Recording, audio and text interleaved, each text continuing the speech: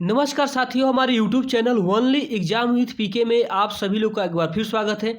दोस्तों, आज की इस वीडियो में हम लोग सामान्य हिंदी के अलंकार चैप्टर को बहुत ही अच्छे ढंग से पढ़ेंगे और इसमें हम लोग जानेंगे कि अलंकार किसे कहते हैं और अलंकार कितने प्रकार का होता है और इस चैप्टर से एग्जाम में कैसे क्वेश्चन पूछे जाते हैं। तो चलिए दोस्तों, हम लोग स्टार्ट करते हैं। और वीडियो स्टार्ट करने से पहले हम आपको बता दें कि जो लोग हमारे YouTube channel only exam with PK को अभी तक सब्सक्राइब नहीं किए हैं वो लोग जरूर सब्सक्राइब कर ले, क्योंकि यहाँ पर आप लोगों को बहुत ही अच्छे अच्छे टॉपिक पढ़ाए जाते हैं, जैसे हिंदी हो गया या लेखपाल का प्रैक्टिस सेट हो गया, मैथ हो गया, रीजनिंग हो गया, सारे चैप्टरों को यहाँ पर कवर किया जाता है। तो दोस्तों, आप लोग इस चैनल को जरूर सब्सक्राइब कर ले, क्योंकि वीडियो बहुत ही मेहनत से बनाया जाता है। तो चलिए हम लोग स्टार्ट करते हैं दोस्तों अपने इस टॉपिक को, अलंकार को, कि अलंकार कहते किसे हैं। तो दोस्तों, जो अलंकार होता है दो शब्दों से मिलकर बना होता है। किसे किसे मिलकर बना होता है? अलंकार जो होता है दोस्तों दो शब्दों से मिलकर बना होता है। किसे किसे? तो एक अलम, अलम प्लस कार, अलम प्लस कार, अगर दोनों को मिलाया जाएगा तो इसको हम लोग बोलते हैं अलंकार। और अलम का अर्थ होता है दोस्तों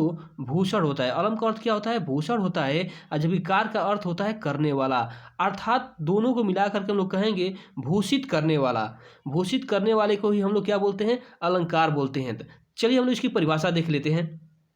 कह रहा है कि अलंकार का शाब्दिक अर्थ है आभूषण। जिस प्रकार स्वर्ण आदि के आभूषण पहनने से शरीर की शोभा बढ़ती है, शरीर की शोभा बढ़ाते हैं, उसी प्रकार काव्य अलंकारों से काव्य की शोभा बढ़ती है। किससे बढ़ती है? काव्य अलंकारों से काव्य की शोभा बढ़ती है।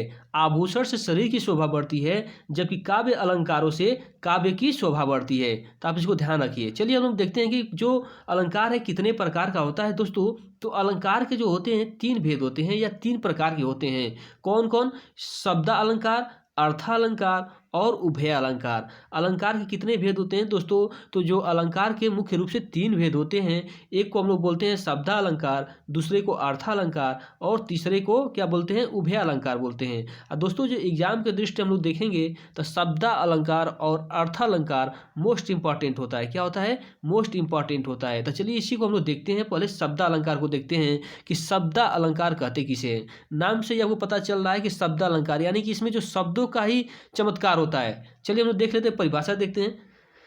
शब्दालंकार की परिभाषा क्या है? कह रहा है कि जहां पर शब्दों के आधार पर चमत्कार उत्पन्न होता है वहां पर शब्दालंकार होता है। ये निम्न प्रकार के होते हैं।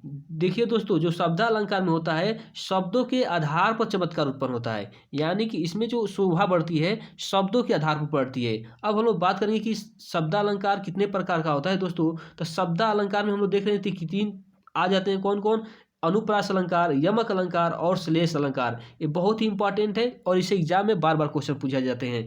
अनुप्रास अलंकार, यमक अलंकार और श्लेष अलंकार, इन तीनों अलंकारों को हम लोग शब्द अलंकार के अंतर्गत आते हैं और शब्द अलंकार में ही पढ़ेंगे। तो चलिए हम लोग देखते हैं कि अनुप्रास अलंकार होता क्या है। फर्स्ट टाइप को हम लोग देखते हैं अनुप्रास अलंकार।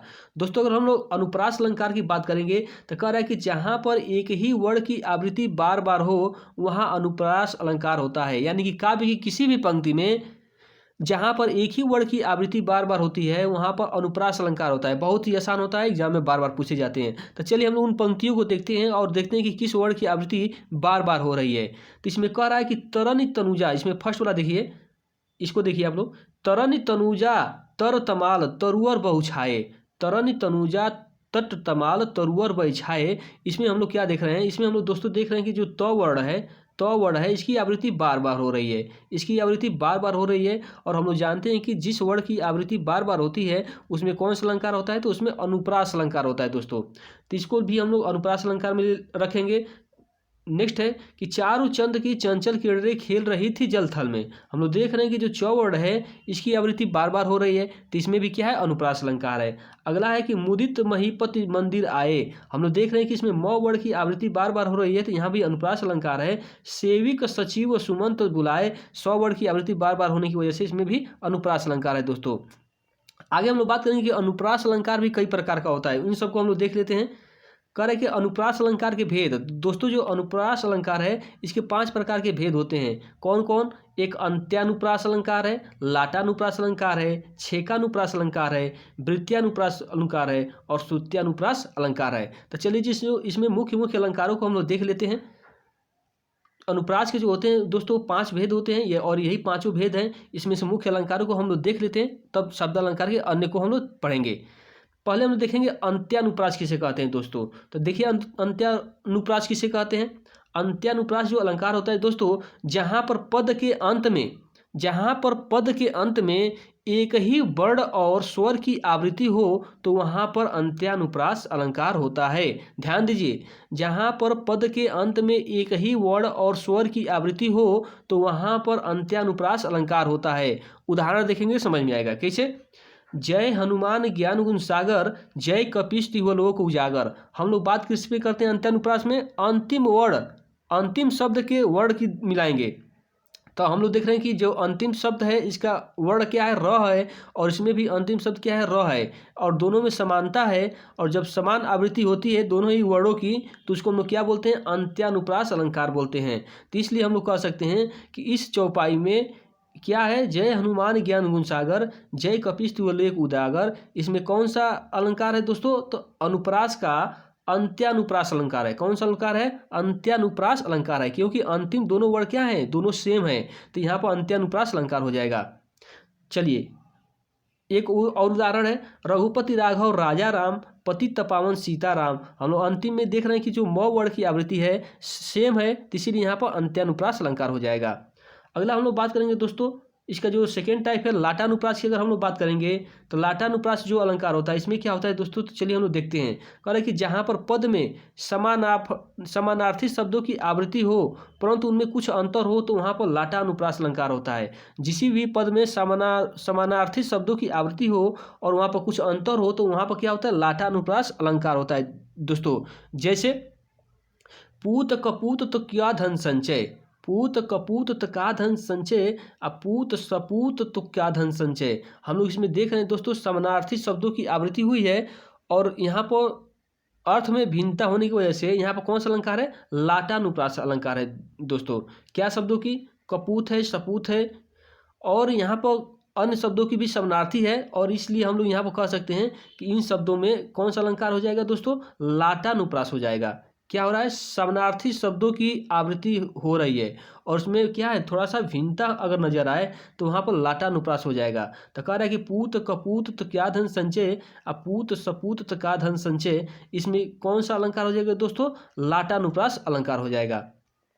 चलिए हम लोग बात करेंगे यमक अलंकार की। शब्दालंकार का जो दूसरा टाइप था यमक अलंकार, यमक अलंकार को हम लोग देखते हैं और ये बहुत ही बार ही एग्जाम में पूछा जाता है। अनुप्रास, यमक, इन सब चीज़ों का आप लोग बहुत विशेष रूप से ध्यान दीजिए। और दोस्तों जो लोग हमारे यूट्यूब चैनल को अभी तक सब्सक्राइब नहीं किए हैं उन लोग प्लीज़ इस चैनल को जरूर सब्सक्राइब कर लें और शेयर भी कर दें, क्योंकि आपको इस चैनल पर बहुत ही बेहतरीन ढंग से तैयारी कराई जाती है अन्य एग्जामों की।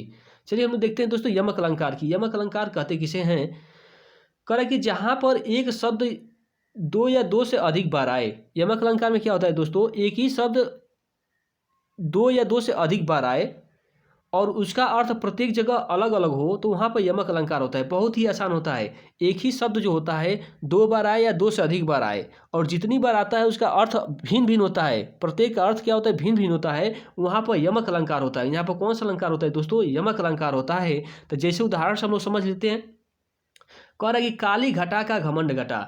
दोस्तों कह रहा है कि काली घटा का घमंड घटा, इन दोनों में हम लोग एक शब्द देख रहे हैं, क्या, घटा। घटा क्या है और यहाँ पर भी घटा है, दो बार आया हुआ है, लेकिन यहाँ पर जो काली घटा है दोस्तों बादल के अर्थ में आया है, जबकि यहाँ पर जो घमंड घटा है, यहाँ पर जो घटा है कम होने के संबंध में आया है। तो इसलिए हम लोग कह सकते हैं कि इस पंक्ति में कौन सा अलंकार है, तो इस पंक्ति में यमक अलंकार है। कौन सा अलंकार है, यमक अलंकार है। चलिए अब हम लोग नेक्स्ट देखते हैं, कह रहा है कि 3 बेर खाती थी और 3 बेर खाती थी। इस पंक्ति में हम लोग को बताना है कि कौन सा अलंकार है दोस्तों। तो इस पंक्ति में हम लोग देख रहे हैं कि यहाँ पर 3 बेर आया है और यहाँ पर भी 3 बेर आया है। एक ही शब्द का वर्णन 2 बार आवृत्ति हुआ है और दोनों का अर्थ क्या है, भिन्न भिन्न है। कैसे भिन्न है, तो यहाँ पर जो 3 बेर दिया हुआ है दोस्तों ये समय के संबंध में दिया है और यहाँ पर जो 3 बेर दिया है फल के संबंध में दिया है, तो इसलिए हम लोग कह सकते हैं कि इसमें यमक अलंकार है। अगला करें कि सजना है मुझे सजना के लिए, सजना है मुझे सजना के लिए। तो हम लोग देख रहे हैं कि 2 बार सजना वर्ड की आवृत्ति हुई है, तो यहाँ पर जो सजना का अर्थ हो जाएगा दोस्तों तैयार होने के अर्थ में है और यहाँ पर सजना का अर्थ है पति के अर्थ में, तो हम लोग कह सकते हैं कि यहाँ पर यमक अलंकार है। अगर नेक्स्ट हम लोग बात करेंगे श्रेष्ठ अलंकार की, यह भी शब्द अलंकार के अंतर्गत आता है। तो श्लेष अलंकार की अगर हम लोग बात करेंगे दोस्तों, श्लेष अलंकार किसे कहते हैं, ये भी एग्जाम में बार बार पूछा जाता है, तो चलिए हम लोग इसको समझ लेते हैं। कह रहे हैं कि जहाँ पर एक शब्द के कई अर्थ हो, जहाँ पर एक शब्द के कई अर्थ हो वहाँ पर श्लेष अलंकार होता है। यानी कि एक शब्द ऐसा होगा जिसके ढेर सारे अर्थ निकल के आएंगे, वहाँ पर कौन सा अलंकार होगा, श्लेष अलंकार होगा। तो चलिए हम लोग बात करते हैं, जैसे रहीमन पानी राखिए बिन पानी सब सुन। उदाहरण देखिए, रहीमन पानी राखिए बिन पानी सब सुन, पानी गए न उबरे मोती मानुष चुन। तो यहाँ पर लोग पानी शब्द जो है दोस्तों, कह रहे कि रहीमन पानी राखिए बिन पानी सब सुन, पानी गए न उबरे मोती मानुष चुन। तो यहाँ पर हम लोग देख रहे हैं कि जो पानी का अर्थ है, कई अर्थों में इसकी वर्णन किया गया है। जो पानी है दोस्तों, कई अर्थों में इसका है वर्णन है, तो इसीलिए यहाँ पर कौन सा अलंकार हो जाएगा, श्लेष अलंकार हो जाएगा। नेक्स्ट उदाहरण देखिए, कह रहे कि सुबरन को खोजत ढूंढत फिरत कभी व्यभिचारी चोर। यानी कि जो सुबरन है दोस्तों, इसको तीनों लोग ढूंढते हैं। कौन कौन, कवि, व्यभिचारी और चोर ढूंढते हैं। यानी कि जो यहाँ पर सुबरन शब्द है दोस्तों, कई अर्थों में निकल के आ रहा है। क्या क्या, कवि के लिए, चोर के लिए क्या है दोस्तों, सोने के अर्थ में, व्यभिचारी के लिए सुंदरता के अर्थ में, और कवि के लिए सुंदर लेखन के अर्थ में है। तो इसलिए हम लोग कह सकते हैं कि यहाँ पर सुबरन जो शब्द आया हुआ है, इसके कई अर्थ निकल रहे हैं, कई अर्थ निकल रहे हैं। तो इसलिए हम लोग कह सकते हैं कि इसमें श्लेष अलंकार है। कौन सा अलंकार है, श्लेष अलंकार है। यानी कि जहाँ पर जिस शब्द में कोई एक शब्द आए और उसे कई अर्थ निकले, उसी को हम लोग क्या बोलते हैं, श्लेष अलंकार बोलते हैं। तो आप लोग इसको तैयार कर लीजिए, बहुत ही मोस्ट इंपॉर्टेंट है। यानी कि किसी भी पंक्ति में, किसी भी काव्य में कोई एक शब्द ऐसा हो जिसके कई अर्थ निकलते हों, उसी को हम लोग क्या बोलते हैं, श्लेष अलंकार बोलते हैं। जैसे जैसे दोस्तों यहाँ पर पानी है, तो पानी का अर्थ यहाँ पर कई शब्दों में आ रहा है। और दूसरा अगर हम लोग बात करेंगे, यहाँ पर सुबरन है दोस्तों, सुबरन को ढूंढत खोजत फिरत कभी व्यभिचारी चोर। कवि के अर्थ में सुबरन कुछ और है, व्यभिचारी के लिए क्या है दोस्तों, सुंदरता से है, और चोर के लिए क्या है, स्वर्ण आभूषण से संबंधित है। तो इसलिए हम लोग कह सकते हैं कि इन दोनों पंक्तियों में क्या है, श्लेष अलंकार है। चलिए हम लोग बात करेंगे दोस्तों अर्थालंकार की। अर्थालंकार कैसे कहते किसे हैं, तो अर्थालंकार की अगर हम बात करेंगे कि जहाँ पर अर्थ के आधार पर चमत्कार प्रकट हो, वहाँ पर अर्थालंकार होता है। यहाँ पर शब्दों के आधार पर नहीं, अर्थों के आधार पर चमत्कार प्रकट होता है, तो वहाँ पर क्या होता है दोस्तों, अर्थालंकार होता है। और अर्थालंकार में कौन कौन से अलंकार आते हैं, उन सबको एक एक करके हम लोग पढ़ेंगे। तो पहला इसमें जो आता है दोस्तों, उपमा अलंकार आता है। कौन सा अलंकार आता है, उपमा अलंकार आता है। तो चलिए हम लोग जानते हैं कि उपमा अलंकार कहते किसे हैं और इसको हम लोग पहचानेंगे कैसे दोस्तों। अगर उपमा अलंकार की हम लोग बात करेंगे तो नाम से ही पता चल रहा है, उप प्लस मा, यानी कि जो समीप तोलना या तुलना होता है। यानी कि उपमा का मतलब तुलना करना होता है, समीप से तुलना करना होता है। तो इसमें तुलना कैसे होगा, चलिए हम परिभाषा देखते हैं।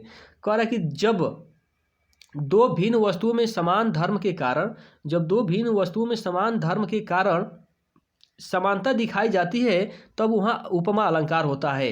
और इसका पहचान क्या क्या है, अगर कुछ शब्द आ जाएंगे, जैसे कुछ वाचक शब्द अगर आ जाएंगे, जैसे सा, सी, सम, सरिस, सदृश्य, ज्यों त्यों, अगर किसी पंक्ति में इस तरह के शब्द आपको दिखाई देते हैं, तो आप तुरंत उसको गेस करेंगे कि यह उपमा अलंकार है। कौन कौन से शब्द, सा, सी, सम, सरिस, सादृश्य, ज्यों त्यों अगर आते हैं, तो वहाँ पर उपमा अलंकार हो जाएगा दोस्तों पंक्तियों में दो शब्दों की वर्णन होता है, कौन, एक उपमेय और एक उपमान। इन दोनों को ध्यान दीजिए, उपमेय किसे कहेंगे, उपमान किसे कहेंगे। जिसकी उपमा की जाए वह उपमेय कहलाती है, जिसकी उपमा की जाए वह उपमेय कहलाती है, और जिससे उपमा की जाए वह उपमान कहलाती है। दोस्तों आपको बार बार उपमेय और उपमान शब्द सुनने को मिलेगा। तो उपमेय आप किसे कहेंगे, जिसकी उपमा की जाए, और उपमान किसे कहेंगे, जिससे उपमा दी जाए। जिससे उपमा दी जाए वहाँ पर उपमान होता है, और जिसकी उपमा की जाए वह उपमेय कहलाता है। तो चलिए हम लोग उदाहरण से समझ लेते हैं उपमेय और उपमान को। जैसे यहाँ पर है कि कर कमल सा कोमल, कैसा, कर कमल सा कोमल। तो इसमें दो शब्द आया है, एक कर आया है और एक कमल आया है। तो कर का मतलब हाथ होता है, और कमल का मतलब कमल का फूल होता है। यानी कि जो हाथ है, फूल से क्या किया गया, तुलना किया जा रहा है, तो जो हाथ हो जाएगा उपमेय हो जाएगा। यानी कि इसकी उपमा की जा रही है, और किससे की जा रही है, कमल से की जा रही है, तो ये उपमान हो जाएगा। यहाँ पर कमल उपमान है और कर जो है क्या है, उपमेय है। अब उपमेय और उपमान आप लोग समझ गए होंगे। चलिए हम लोग बात करते हैं, अन्य उदाहरण से देख लेते हैं इसको। पीपर पतित सरिस मन डोला, इसमें कौन सा अलंकार है दोस्तों, तो इसमें उपमा अलंकार है। क्या करा कि पीपर पतित यानी कि पीपल के पत्ते के समान, सरिस मन डोला, जो मन है वो क्या हो रहा है, डोल रहा है। मन किसे डोला है? पीपर के पत्ते के समान, यानी कि जो मन है वो पीपर के पत्ते से क्या हो रहा है? तुलना हो रहा है, तो इसलिए इसमें उपमान अलंकार है। अगला कह रहा है कि मुख चंद्र सा सुंदर है। तो जो मुख है दोस्तों, जो उपमेय है, इसकी उपमा किससे की जा रही है? चंद्रमा से की जा रही है। तो इसलिए हम लोग कह सकते हैं कि यहाँ पर उपमेय उपमान दो शब्द हैं और यहाँ पर तुलना की जा रही है, मुख की तुलना की जा रही है, चंद्रमा से की जा रही है, इसलिए यहाँ पर उपमान अलंकार है। अगला है कि नील गगन सा शांत हृदय हो रहा है। नील गगन सा शांत हृदय हो रहा है। यहाँ पर जो बादल है, नीला बादल है, वो शांत हृदय से तुलना की जा रही है, इसलिए यहाँ पर उपमान अलंकार है दोस्तों। अब हम लोग बात करेंगे उत्प्रेक्षा अलंकार की। तो साथियों, जो लोग हमारे चैनल को अभी तक सब्सक्राइब नहीं किए हैं वो लोग इस चैनल को जरूर सब्सक्राइब कर ले। चलिए हम लोग बात करेंगे उत्प्रेक्षा अलंकार की। तो हम लोग देखते हैं उत्प्रेक्षा अलंकार कहते किसे हैं।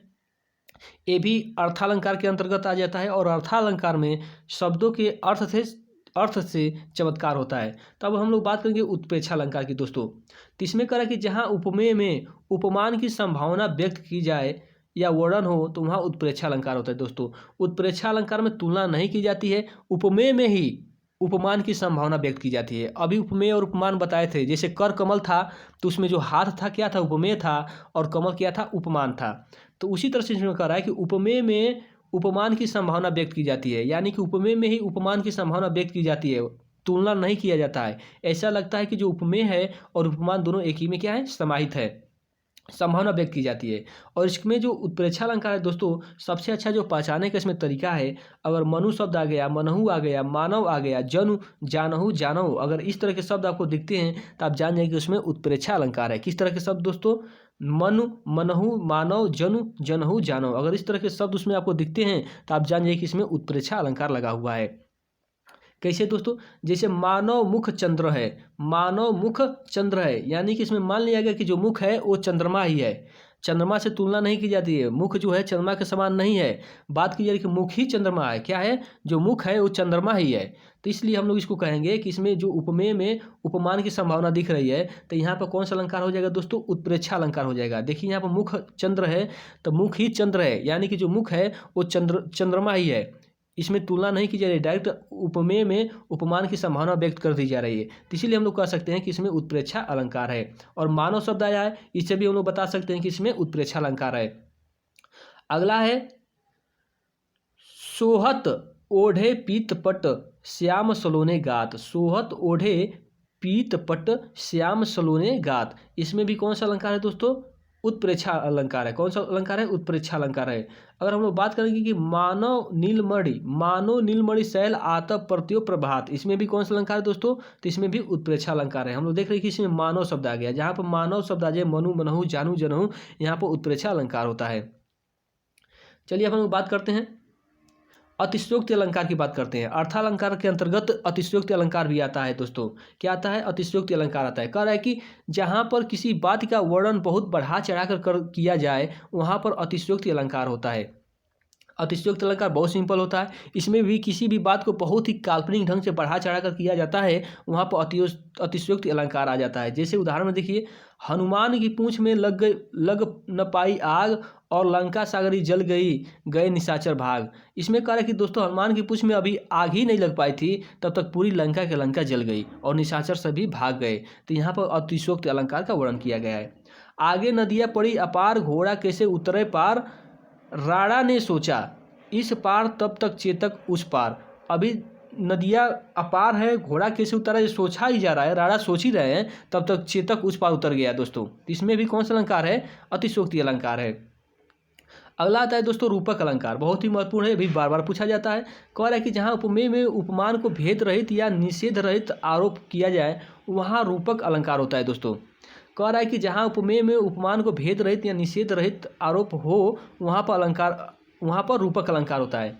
तो ये भी उत्प्रेक्षा अलंकार के ही जैसा है, लेकिन इसमें क्या है दोस्तों? रूपक अलंकार में उपमेय और उपमान में कोई भेद नहीं है। वहाँ पर मुख और चंद्रमा क्या था? आरोप लग रहा था, लेकिन इसमें कोई भेद नहीं होता है, इसमें पूरी तरह से दोनों एक दूसरे में समाहित होते हैं। यहाँ पर रूपक अलंकार होता है। जैसे चरण कमल बंदव हरिराई, चरण कमल बंदव हरिराई, यानी कि जो चरण है उसको कमल मान लिया गया है कि जो चरण है वो कमल ही है। क्या है? चरण है, कमल ही है, अर्थात इसमें रूपक अलंकार है दोस्तों। मैया भैया मैं तो चंद्र खिलौना लाए हो। देखिए इसमें जो खिलौना है वो चंद्रमा को ही खिलौना समझ करके लाया जा रहा है। क्या लाया जा रहा है? चंद्रमा को ही खिलौना के रूप में पेश किया जा रहा है, इसीलिए यहाँ पर रूपक अलंकार है दोस्तों। क्या है? रूपक अलंकार है। यहाँ तो चंद्रमा से खिलौना की तुलना भी नहीं की जा रही है, संभावना भी नहीं की जा रही है, डायरेक्ट चंद्रमा को ही खिलौना मान लिया जा रहा है। तो इसीलिए इसमें क्या है दोस्तों? रूपक अलंकार है। और कह भी रहा है कि उपमेय में उपमान का भेद रहित, इसमें कोई भेद नहीं रहता है, डायरेक्ट उसको रख दिया जाता है। उपमेय में उपमान को डायरेक्ट रख लिया जाता है, न तो तुलना किया जाता है, न तो संभावना व्यक्त किया जाता है, पूरी तरह से भेद रहित होता है। इसीलिए यहाँ पर क्या अलंकार हो जाएगा दोस्तों? इन दोनों पंक्तियों में रूपक अलंकार हो जाएगा। अगला है, आप देख सकते हैं, बीती विभावरी जागरी अंबर पनघट में डूबो रही तारा घट उषा नागरी, इसमें भी रूपक अलंकार है। आगे हम लोग बात करेंगे दोस्तों कुछ अन्य अलंकार है। विभावना अलंकार कह रहे कि जहाँ कारणों के बिना ही कार्य को किया जाता है, कारण के बिना ही कार्य को किया जाता है, वहाँ पर विभावना अलंकार होता है। विभावना अलंकार देख लीजिए, बिना किसी कारण के वहाँ पर कार्य किया जाए वहाँ पर विभावना अलंकार होता है। जैसे बिनु पग चले सुनय बिनु काना आ कर बिनु के रथ करे विधि नाना। कह रहे कि बिनु पग चले, बिना पग के कोई कैसे चल सकता है, यानी कि बिना किसी कारण के इसमें कार्य हो रहा है, यानी बिना पग के ही वो चलने लगा। सुनय बिनु काना, बिना कान के वो सुनने लगा। तो अगर इस तरह के पंक्ति आपको दिखाई दे काव्य में तो उसको हम लोग मानेंगे कि ये विभावना अलंकार है। कौन सा अलंकार है दोस्तों? विभावना अलंकार है। तीन पंक्तियों में विभावना अलंकार आपको नजर आएगा। अगला है मानवीकरण अलंकार दोस्तों। क्या है? मानवीकरण अलंकार है। इसको भी पूछा जाता है, जहाँ मानव जैसे रूप या चेतना का आरोप निर्जीव या अमूर्त पदार्थों में किया जाए वहाँ पर मानवीकरण अलंकार होता है। मानवीकरण अलंकार में दोस्तों अमूर्त जो पदार्थ होते हैं या जो निर्जीव पदार्थ होते हैं उसमें मानव रूप या चेतना जैसी भावना क्या किया जाता है? आरोप किया जाता है, तो वहाँ मानवीकरण अलंकार आ जाता है। तो चलिए हम लोग देखते हैं। कह रहा है कि दिव सावसान का समय मेघमय आसमान से उतर रही, वह संध्या सुंदर परी सी धीरे धीरे उतर रही। यानी कि यहाँ पर दिव सावन सा समय मेघमय आसमान से उतर रही, वह संध्या सुंदर परी सी धीरे धीरे उतर रही। यानी कि संध्या की बात सुंदर परी से तुलना की जा रही है, इसलिए इसमें कौन सा अलंकार हो जाएगा दोस्तों? मानवीकरण अलंकार हो जाएगा। तो चलिए दोस्तों, इस तरह से हम लोग क्या देख लिए, पूरे अलंकार को हम लोग यहाँ पर पढ़ लिए बहुत ही अच्छे ढंग से। जितने महत्वपूर्ण अलंकार थे उन सब अलंकारों को हम लोगों ने कंप्लीट कर लिया। तो आप लोग इस वीडियो को जरूर देखिए, नोट्स भी बनाइए और इसको पूरी तरह से तैयार करिए। और इसी तरह से वीडियो से अपडेट पाने के लिए हमारे YouTube channel only exam with PK को आप लोग जरूर सब्सक्राइब किए, वीडियो देख करके इसको शेयर करिए और इसको प्रमोट करते रहिए दोस्तों। तो तब तक के लिए धन्यवाद दोस्तों। जय हिंद।